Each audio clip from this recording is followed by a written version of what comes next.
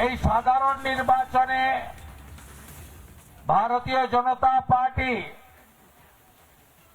বিশ্বের সর্বশ্রেষ্ঠ জনপ্রিয় নেতা দেশের প্রধানমন্ত্রী নরেন্দ্র মোদীজিকে সামনে রেখে পদ্মফুল প্রতীক চিহ্ন নিয়ে জয়ের লক্ষ্যে পরিবর্তনের সংকল্পে দিকে দিকে ইতিমধ্যে পরিবর্তন সংকল্প সভা, সামাজিক সম্মেলন সহ যুব, মহিলা, কৃষক, ছাত্র সহ আমাদের সর্বস্তরের জনগণকে ঐক্যবদ্ধ করার একটা প্রয়াস চালাচ্ছে।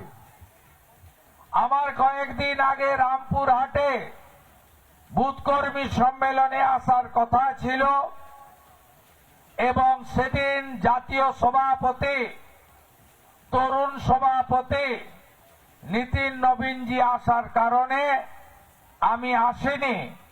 আপনারা প্রায় ৬,০০০ কর্মী নিয়ে একটি বৃহৎ মাপের বুথ কর্মী সম্মেলন করে রামপুরহাট আসন থেকে ভারতীয় জনতা পার্টিকে জিতিয়ে আপনারা কলকাতায় এমএলএ পাঠিয়ে সরকার তৈরি করার সংকল্প নিয়েছেন। আমি মূলত আজকে এই ঘেরা জায়গায় আমাদের লিমিটেড সাউন্ড দিয়ে শব্দবিধি মেনে আপনাদের সঙ্গে মিলিত হতে এসেছি এসটি মোর্চার সম্মেলনে। পশ্চিমবঙ্গে যেমন পাহাড় অবহেলিত, জঙ্গলমহল অবহেলিত, সুন্দরবন অবহেলিত, একইভাবে মহিলারা অত্যাচারিত, যুবকদের, যুবতীদের কর্মসংস্থানের দেখা নেই। অন্যদিকে চুরি দুর্নীতি প্রাতিষ্ঠানিক রূপ নিয়েছে।